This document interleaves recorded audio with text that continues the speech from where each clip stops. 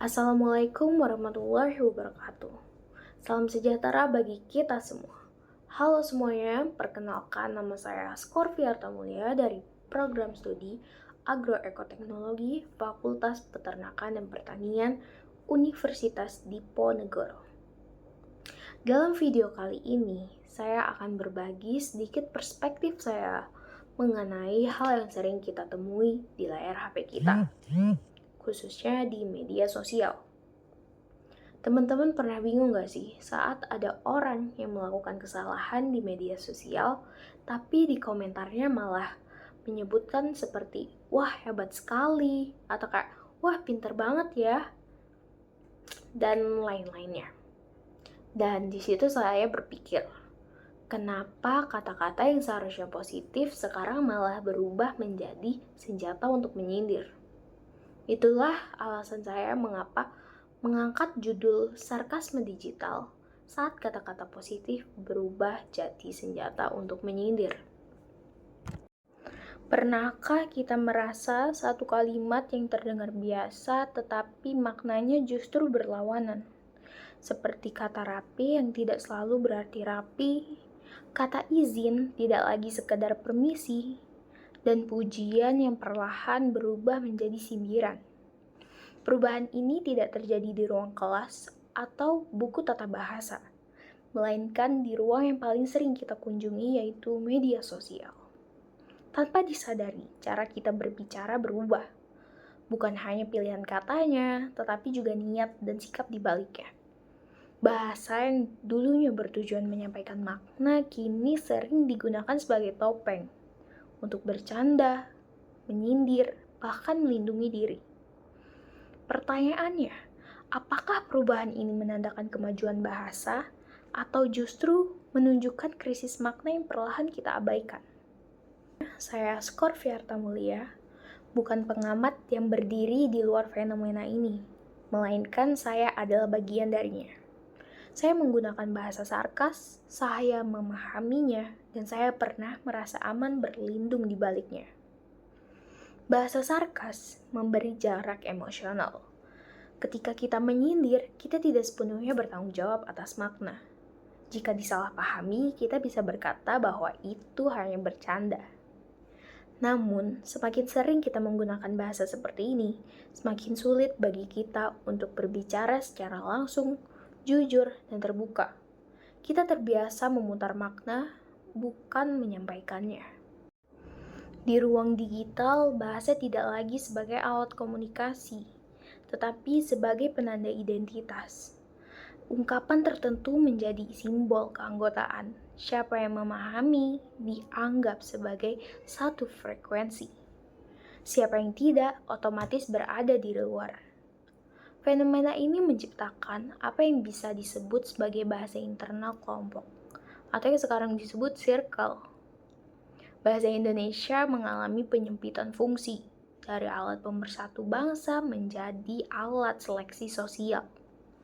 Padahal kekuatan bahasa Indonesia justru terletak pada sifatnya yang inklusif, dapat dipahami lintas usia, latar belakang, dan budaya.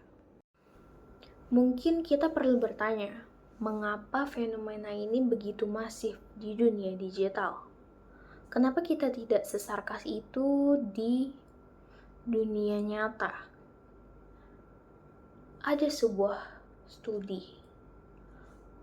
dalam istilah psikologi media yang disebut dengan online disinhibition effect atau efek hilangnya hambatan di dunia maya. Sederhananya gini, ketika kita menatap layar HP, kita tidak melihat lawan bicara kita sebagai manusia yang utuh yang mempunyai perasaan. Kita hanya melihat foto, video, atau teks.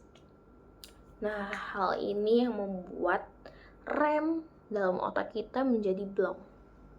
Kita merasa lebih berani, lebih tajam, dan lebih tega. Kalau di dunia nyata, kita kalau mau menyindir orang, kita pasti melihat raut wajahnya, kita melihat matanya, dan ada rasa sungkan yang muncul. Jadi kita perlu berpikir lebih dalam untuk menyindir orang lain. Tetapi di internet, hambatan itu hilang.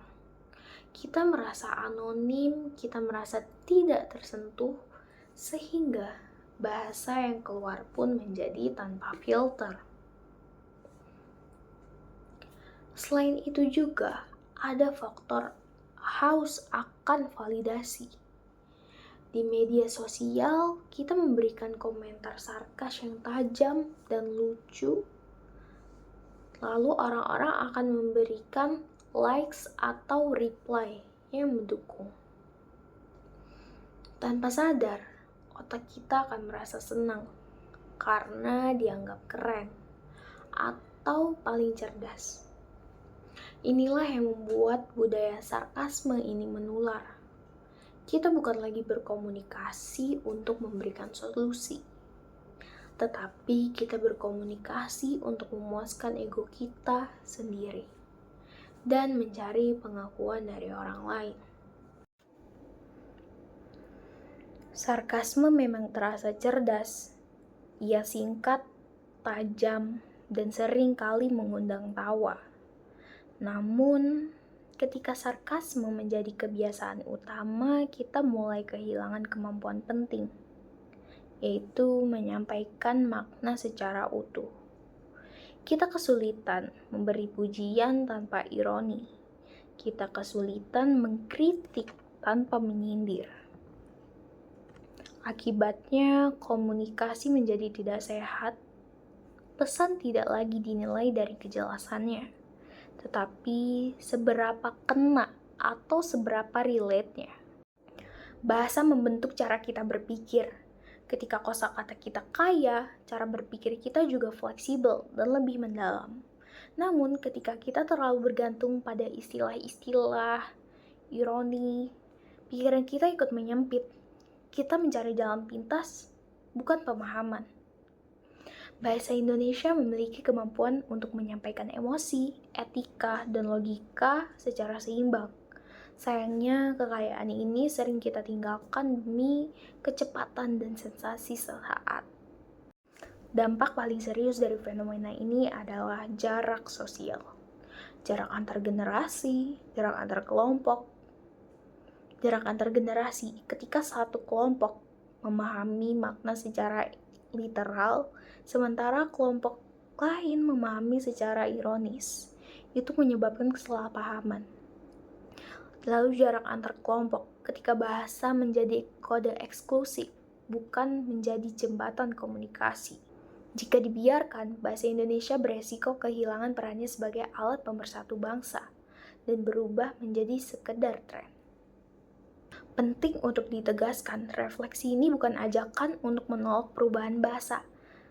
Bahasa memang hidup, dan perubahan adalah bagian dari bahasa. Humor, ironi, dan kreativitas tetap memiliki tempat. Namun, tanpa kesadaran konteks, perubahan hanya menghasilkan kebisingan, bukan komunikasi. Kuncinya adalah kesadaran. Kesadaran bahwa tidak semua orang membutuhkan sarkasme dan tidak semua percakapan perlu dibungkus ironi. Dengan memahami konteks, kita bisa tetap kreatif tanpa kehilangan kejelasan, tetap santai tanpa kehilangan kesantunan. Bahasa Indonesia bukan sekedar alat bercanda, melainkan cermin cara berpikir dan identitas kita bersama. Bahasa Indonesia adalah warisan yang sangat luar biasa. Ia memiliki sejarah perjuangan yang sangat panjang. Maka dari itu, tugas kita saat ini adalah menjaga agar bahasa ini tetap memiliki martabatnya. Mari kita perlahan-lahan melepaskan topeng sarkasme ini. Mari kita kembali menjadi orang yang jujur, berani menjadi santun, dan berani menghargai orang lain melalui kata-kata yang tulus.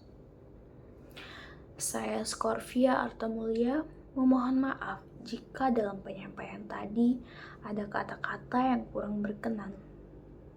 Ulasan ini murni merupakan perspektif saya sebagai mahasiswa, yang peduli akan masa depan komunikasi kita. Terima kasih sudah menyimak dari awal hingga akhir. Mari kita terus berbangga, bijak, dan tulus dalam berbahasa Indonesia. Wassalamualaikum warahmatullahi wabarakatuh.